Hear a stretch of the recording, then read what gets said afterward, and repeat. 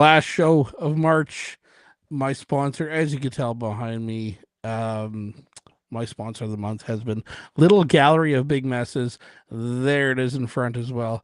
Mark came off a massive show at Bulldog last night. Art, poetry, music. It was a good show. Thanks, Mark, for being the monthly sponsor for the third or fourth time. Pretty cool picture behind me that's painted by him, and then of course you got the shirt as well. Also want to shout out my yearly sponsor, CDL Architecture. If you're in the trades, you're looking for work, these guys are always looking to bring in some new people, good people. Chase Lowen out there. Thanks, Chase, for jumping on for the year with me. We're gonna keep the show going tonight.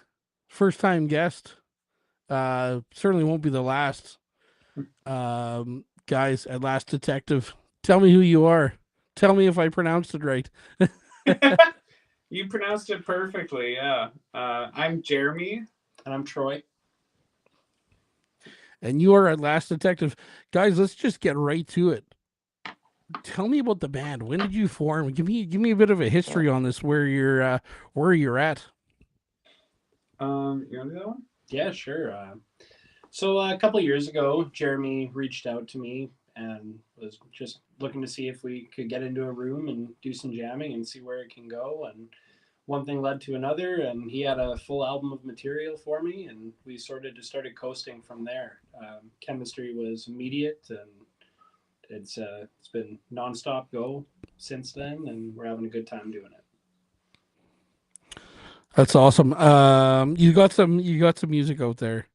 You got some music Yeah. coming. I know we talked before we went live about a couple things that we'll get to. You got a brand new song out. We're gonna play it live. This is gonna be the first time hearing it for a lot of people.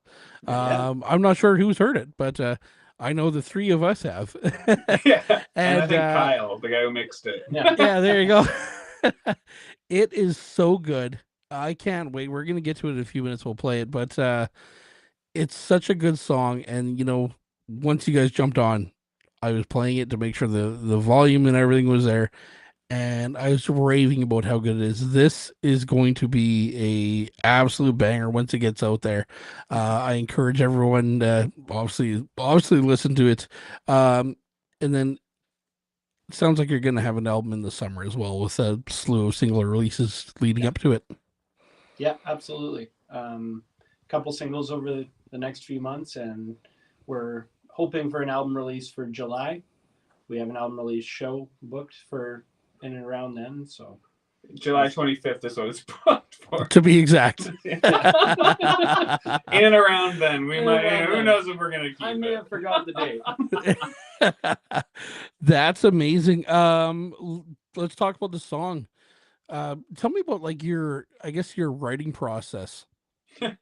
I guess it depends on It depends on the song or the album.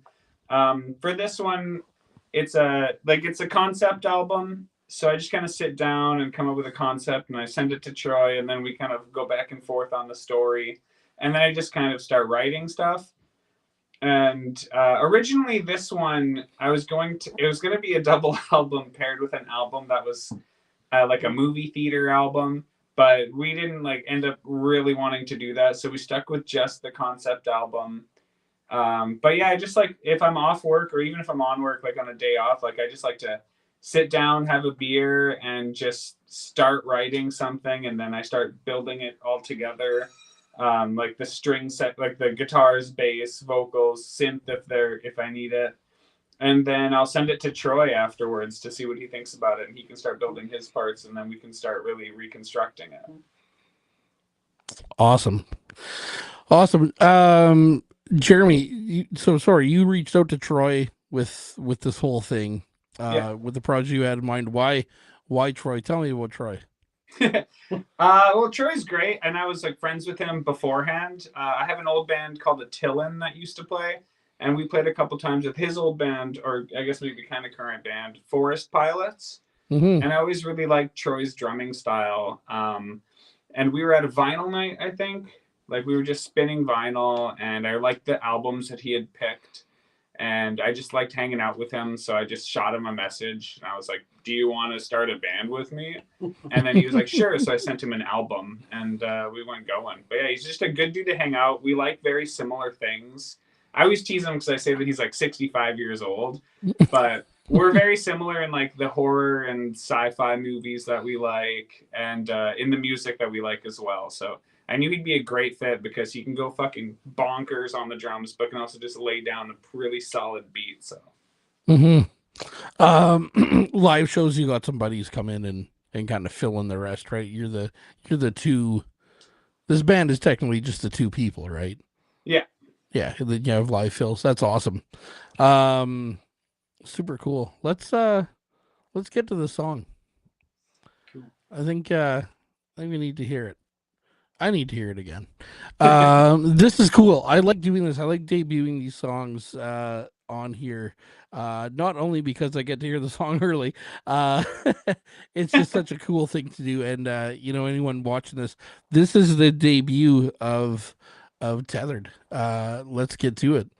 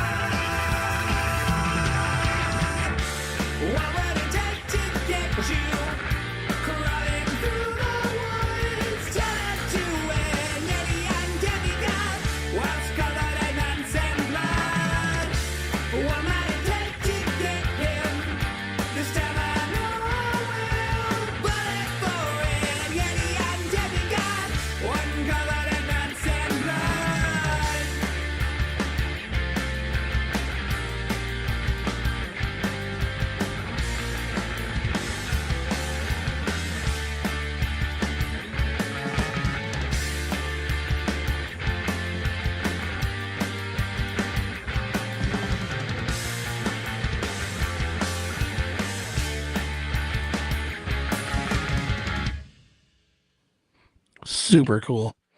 Love it. Thank you.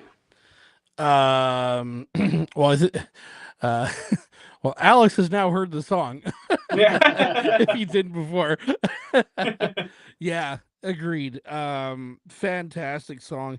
I'm, I've listened to it a handful of times, and I'm trying to get my head around what I'm hearing. Um, and this is where this could be a cool part of the show. I'm going to ask you your influences, but I'm going to tell you right now, I'm hearing in it, and it may be completely out there. Musically, I'm hearing a lot of early, and anyone who knows me is going to appreciate this. Early Cure. Cool. Yeah. Yeah. So now I'm going to ask you, when who are some influences maybe in the writing of this album coming out? It changes quite drastically song to song, to be honest. There are like some metal songs on this album, and some like kind of really weird kind of Disney song style stuff on it. But I think it very much sits in an 80s pocket, though. there you go. As Jared touched on before, we're very film inspired, and I wouldn't go as far to say that it's John Carpenter sounding, but in a similar 80s vein to that. Yeah, There's definitely film influence and other 80s influences in this album for sure. Yeah, we The Cure is a good one because I was listening to a lot of The Cure and I wrote this song, and I remember telling Troy when I'd written it. And I'm not a good judge of this because we have a couple songs on the first album where I was like, these are pop punk, and they're not at all. But I'm really bad, like notoriously with my friends. I can't describe anything with shit. But The Cure is definitely there. I really like Rush. A huge Rush fan, as you know, especially if you know my brother. Yeah. So a lot of the 80s Rush, like Power Windows, kind of really comes out of that. I've gotten late 80s Rush as a descriptor from the few people that I have shown this song to. So yeah, that'd be probably my biggest influence for it as well. Oh yeah. There's some contemporary bands like Cobra Man as well that I really like. Drab Majesty is another one. If I had to pinpoint like stuff here, I like Susie and the Banshees quite a bit, and I guess at this time I was probably listening to a lot of that. Like this was written quite some time ago, but I think it was on a pretty huge '80s kick. I love Devo a lot, which I know it doesn't really come out here, but you kind of gravitate into the '80s, and there's something about the '80s that I just fucking love. I don't know if it's the cheese, the chorus pedals, and like I just fucking love it. Yeah. No, I get it. I get it. Yeah, now that you mentioned the Rush thing, yeah, gathering a lot of that. I think for me it was I guess for me is maybe the bass part of it that really drew me in. And I'm talking, so you were also, you were listening to The Cure before this. I'm talking like before Disintegration. But yeah, I love the song. It's fantastic. Thanks, man. Yeah, that's really cool. Tell me more about the album coming out. So it's kind of a mix of things, film inspired. So you got some metal songs on it. Yeah. So what a change, eh? Yeah, no, it definitely ebbs and flows, and it takes you on a bit of a journey, to say the least. Our favorite part is when it sort of hits the middle. I think that's when the album really hits its stride. Sort of bookend or opens and closes with our general story premise, and the singles that we have coming out are, the next one will be titled Carpenter, another 80s inspired tune, followed by The Old River Crocodile. I don't know how to categorize that. I think, yeah, the album itself is like, so we're big fans of prog, obviously, and we like concept albums. So while we're not going to do it for every one of our albums, and Something Alien, our last album, wasn't quite like this, we love the idea of this detective Kino Noir. He is chasing down this alien named Belvid just throughout the course of every album. So there's like a whole story that's going on, and I think every album kind of goes the same, where the detective arrives someplace and he's like, I got to catch this guy, and Belvid's doing something terrible, and Kino has to try to find the clues. And at some point, Kino always decides he's going to do a bunch of drugs, and that's going to take him to the alien. And then he just kind of drops off the Earth for a bit, and kind of Inspector Gadget just appears in the right place at the right time somehow, and usually can catch or can't catch the alien. But the songs are all kind of built differently. So it usually starts and ends with prog, and then there's some 80s stuff in there. There's Old River Crocodile, which will be the last and third single, which we hope to have a video for. Is like, I would kind of call it like the band Ghost meets Tom, like not really Tom Waits, but I just do a growly voice in it. But it's kind of, yeah, a little bit like it's like Beauty and the Beast, like at the end of Beauty and the Beast when they're doing that song where they're all trying to go kill the beast, and it's like that meets metal. That's probably a bad descriptor. Metalheads are gonna hate it because it's not that metal. But yeah, it's hard to describe what's metal now, anyway, right? Yeah. Yeah, I mean, you just think of the bands that have topped metal charts in the last couple of years, and then what I've heard of them, I'm like, oh, I didn't really know that's where we're at now with the metal community, but that's kind of how it goes. Here's a random question for you. What's your favorite concept album? Ooh. Oh man. Crack the Sky by Mastodon. Nice. Or Pink Floyd The Wall. Pink Floyd The Wall is probably my favorite album of all time. But yeah, Crack the Sky by Mastodon is a more recent progressive concept album that I'm just all over. I'm probably gonna think of a bunch when the podcast's done, but if put in the corner I can name 3, and I would have to say Rush, Clockwork Angels. That's my top album of all time. I fucking love that album. Pink Floyd The Wall as well. I used to be absolutely obsessed with that album when I was a kid. Maybe I'll just say 2. We'll leave it at 2. We both like The Wall. No way. Nice. It's a pretty unique thing about us. We like Pink Floyd's The Wall. Pink Floyd, you ever heard of them? Hot take. Nice pick with the Rush album, though. I mean, yeah, good pick. The Wall, obviously, that's kind of like when I literally Googled greatest concept albums of all time, and I wanted to see if you guys pulled them, the top 5, if you pulled those ones, but it looked like 2112. There's a Styx album in there. What's you may be shocked by it, but number 1 is a Kendrick Lamar album. To Pimp a Butterfly? No, No. Good Kid, Mad City? Yeah, that's it. Okay. Number 2, Green Day, American Idiot. Number 3 is The Wall. Number 4 is Raekwon. Okay. Interesting. Then The Who has Tommy at number 5. Yeah, Oh, there's Rush 2112. There you go. I mean, you look back at the amount of concept albums people have done. I mean, My Chemical Romance, of course, with the Black Parade. Yeah. It's such an interesting thing to do to do a concept album, and like, so maybe talk to me through it. Like, where do you start? I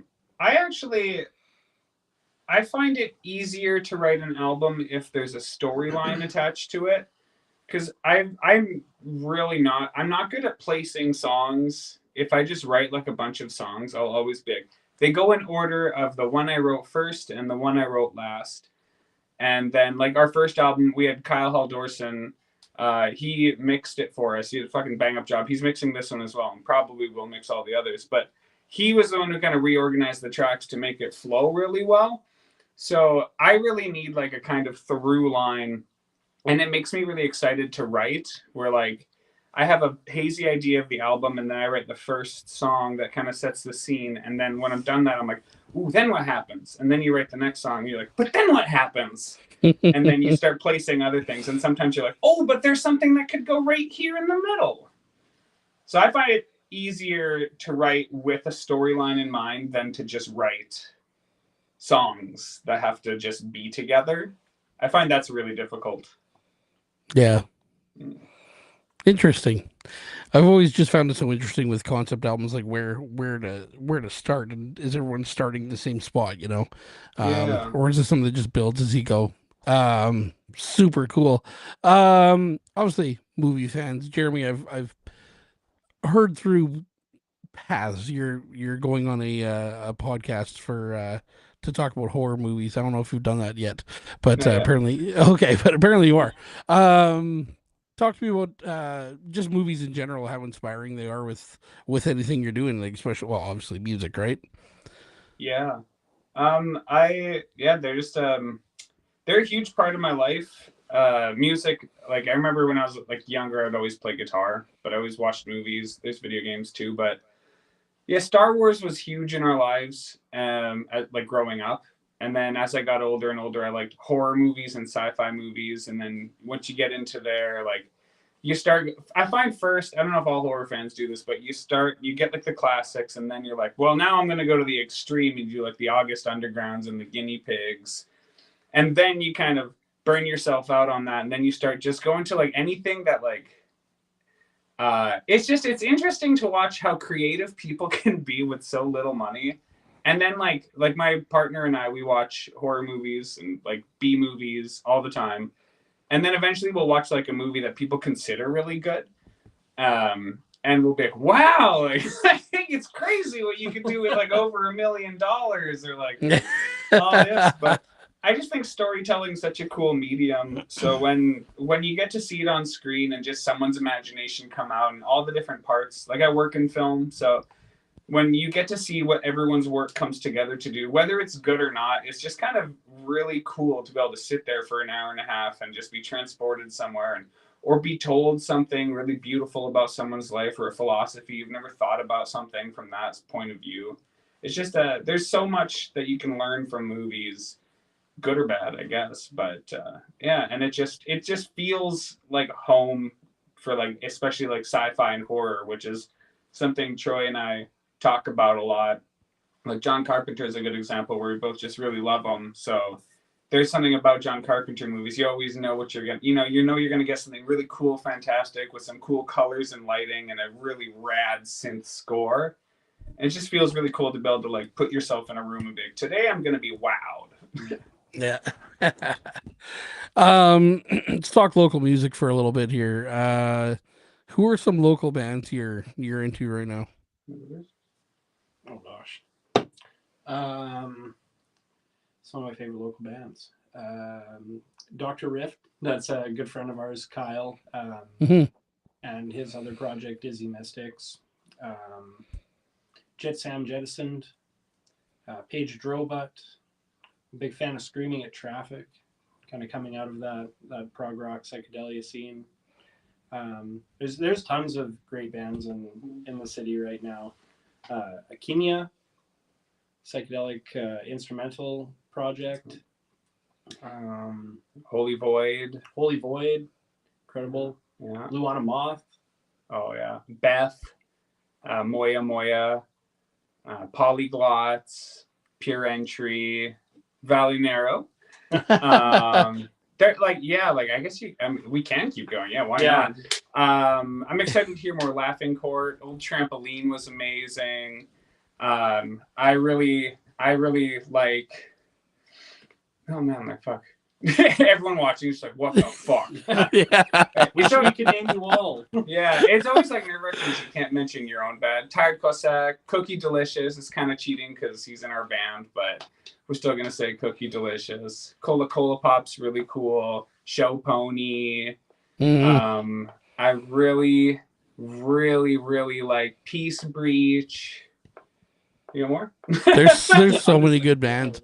How long do we go for? Oh, yeah. It's so Winnipeg is so rich with it, right? And you mentioned Show Pony, and like, what a band that's blowing up right now! Like, Yeah. holy crap! For Mannequin Pussy. Woo! Yeah, the bird, yeah, super cool. Like, and I'm the fool one day who was talking to Brett at the tap house, and he has these stickers on the front of his of his his area, his sound area, his sound desk there. He's got all these stickers, and there was a band on there, and I think they're called Silence Kit.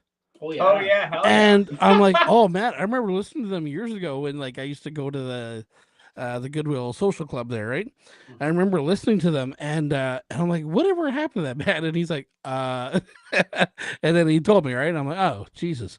But yeah, what a band that's blowing up, and it's so cool to see just some of the bands that are getting big right now, right? Like I know the Junos are on tonight, and I'm like, all I can think about is, oh, who's a local band that they will be in the Junos eventually, right? Like I know William Prince is on there tonight, but you think of 3 years from now, like the bands in Winnipeg that could explode at any minute, right? Oh It's yeah. just so good. I feel like a lot of the times, like I'll go see like Blue Bloods or like Page Drobot, and you can just see bands that you're like, what? Like I am so privileged to see this band right now playing in such a small venue because in like 2 months' time, I'll be too comfortable with the like, "Oh, I'll get a ticket like last minute at the door. And it'll totally blow up in your face because all of a sudden everyone catches on to it and everyone really wants to just be part of that. And it's really cool to see all these bands just you get into a room, you get three fucking top tier bands, even if you don't know any of the bands going in. And it's so rad how diverse our music scene is, and everyone's still kind of friendly. I only say kind of because I always feel like I don't fucking know anyone. Like I log into a room and I'm like, there are those guys from those bands that I know, but I don't really know them personally. Yeah. Uh, Yeah, I've had that. I've had that feeling a few times. I talked to so many people on here. Like this is like episode like 140 or something, right? And while some people have been on multiple times, I'll go out somewhere and I'll be like, "Oh, that's what's his name?" And it's like, "Yeah, I know who he is, but he's never been on my pod. I've never like approached the person or anything, right?" And it's just, yeah, it's kind of weird, especially when you go somewhere where it's not music related and you see someone and it's kind of like, should I go talk to him? Like he's in music. Do I go talk to this person? I've had that at McNally before, like by the records or whatever, where I see someone who's, I don't even know who I could say, but I've seen people actually. The Dr. Rift, I saw him sitting outside the Handsome Daughter. I've never talked to him before. Heard him. he's a good dude. Super cool. He's a good dude. Super cool guy, right? But I see him, I'm like, oh, that's him. But it's like, you think you know people, but you don't. I've been to big shows and it's like full of musicians, and it's like, okay, so I actually only personally know like four of these people, but I can tell you about 55 people in there by name, right? Yeah. Yeah, Always a good time. there's a local synth pop artist, Floor Cry. I really like her music. I really like her album Slasher Flick. And I think it was during COVID I really got into her music and just like listened to it, and I followed her on Instagram, and then I saw her at a record store once and was gonna be like, hey, how's it going? And I was like, I don't actually know who the fuck you are. You have no idea who I am. Like, I'm not gonna go do that like we're buds.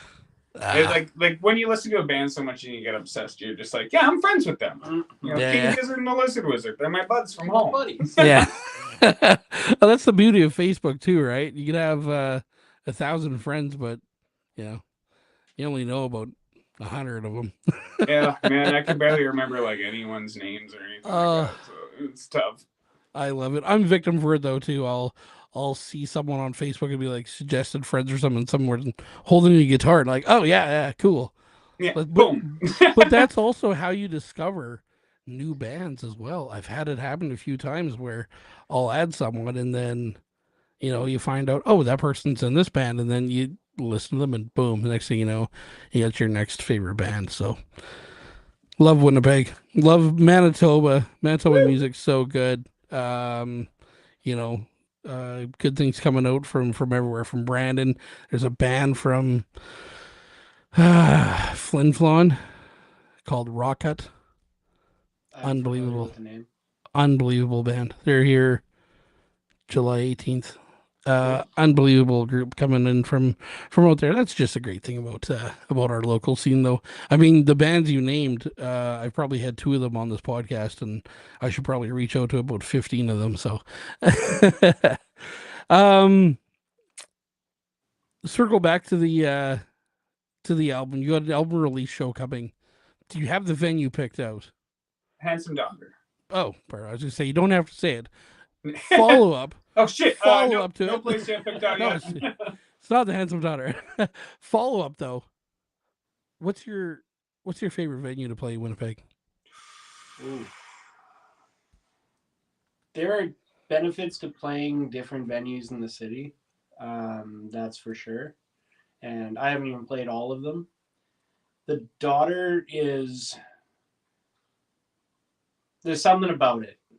Like I think I've played the most shows at the Daughter when it comes to venues that are still around at this point. And so there's a certain homey element that comes with that. And so that's one reason why I would say the Daughter is a favorite. It's hard to top the Park Theater, just the general atmosphere in that, especially depending on what event you're playing there. And who doesn't want to play a big room, right? Yeah. Yeah, I would currently or can play like current venues. I would definitely have to say the Handsome Daughter. Like every current venue that I've played is awesome. But yeah, there is just something about being at the Daughter. I go to most of the shows that I go to that are local are at the Daughter, and I've played there a lot, like throughout the years. I would say like if we were doing like an all-time thing, there's that classic heyday of like the Cavern. Oh, I miss the Cavern so much. The Cavern. I miss the Cavern so much. Yeah. Like you could be walking down Osborne and just be like, oh cool, I'm gonna stop in a music trader and then I'm gonna skip across the street, go to the Cavern, see whatever's playing, and then I'm gonna go to Little Pizza Heaven. Yeah. It was such a nice little time. Oh man, I can tell you, back when Music Traders was there, I saw one of the best punk rock bands that I will say to this date. And I wish I could tell you their name, and it's completely escaped me, but it was an all-female punk band, and they were so good. Fuck yeah. Two of the members are doing their things now. One is in the band Death Cassette. I love Death Cassette. Oh my god, they're so good. And then the other one I think is in, I'm gonna mess this one up, but was in Your Mom and was in Jenny, yeah. Jenny, Hell yeah. Yeah. Those two had this like punk band. I don't know what happened to the other girl, but right outside Music Traders on Canada Day. And I was over by the Safeway and I heard this, punk rock band going. And I think about that day often when I think of, when I talk to people about punk bands and I'm like, oh my God. I actually ran into Jenny at the tap house, at the back of the tap house, and I told her about that I remember her in that band. And then I had Death Cassette on here. I'm pretty sure Mandy's her name, I think. And I'm pretty sure I told her about that before we went live too. But yeah, man, Music Traders was so good. Pink Slip? Yeah, were they Pink Slips, the band? Something like that. They had a song called Dick Peck. Right. It was pretty good. I think that was their name. Yeah, Pink Slip. Yeah. Anyway, fantastic band. I miss Music Traders. I wish it was there. Yeah, that was such a fucking prime spot, like to just hang out and just be obsessed with music. Oh, There's a quiet crepe there now, though. That's pretty cool. Yeah. Exactly. Crepe de Monte Cristo is really good. I mean, Osborne is such a rich place too, right? When Movie Village moved in there. Hell yeah. Right. Buy old Twilight songs. Osborne is just the place to be right now with music. I wish you got Tapos, Park Theater, Side Stage, which is a great venue, which is exactly what Winnipeg needed for a venue. Park Alley's just down there, right? There's Non-Such Brewery coming in. There's I didn't know that. It's right on it's right on the end of my street. I live on Morley. Dangerous. And then Good Neighbor is just down the road. Yeah. And then there's Dastardly Villain. I mean, if you want to go listen to some music and have a drink along a nice summer walk, Osborne is definitely the place. But just kind of circling back to the Daughter though. I played the Daughter. I've only played it once. And it was great, but to be in attendance at a Daughter show, especially when it's packed, it's so good. I was there now 3 or 4 weeks ago for a EP release, and yeah, that venue it's different. It's small. It's small. You get a smaller number in there, but it packs the place. But yeah, there's just a love for live music in there, and I absolutely love it. Great place. Yeah, it's a rad venue to just be in. I went to a horror trivia on Monday. It was great. In summer they do the garage days where you can go see people on like play acoustic versions on the patio. It's just all around fucking really rad venue. Yeah, for sure. Um, right on, guys. Anything else you want to touch on? Um, Check out our album that we already have out, Something Alien. You can find Mhm. it on all streaming services. It's available on Bandcamp for purchase if you like it and you want to support. Keep your eyes peeled for upcoming shows. You can find us on social media at Last Detective.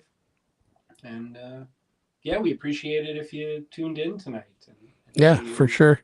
Yeah. For anyone tuning in, you wouldn't have heard when we told Joel this, but there, my phone is fucked up, so there's like a huge blob on the screen. We can only see kind of ourselves. We can't even see Joel. I know what he looks like in real life, but if not, like I would, you could come up to me later on, and I would not know who you were. So thank you if anyone's tuned in and asked questions. Sorry if we haven't responded to comments. I can't. All see good. it. All good. Yeah, great chatting with you. As I Thanks for said, having us. first time on here won't be the last. We'll definitely get talking again around that album release. Super cool. Once again, love the new song. Thanks. Thanks for letting me play it on here tonight, and look forward to new music coming out. Awesome. Sweet. Right Yeah. on, guys. Support live music. Yeah. Absolutely. Thanks. Have a great night, and we're back. Surprise episode, April 5th. I'll get to that April 5th. All right, guys. Have a good one. You Yeah, too. you as well. Thank you. Okay. Thanks.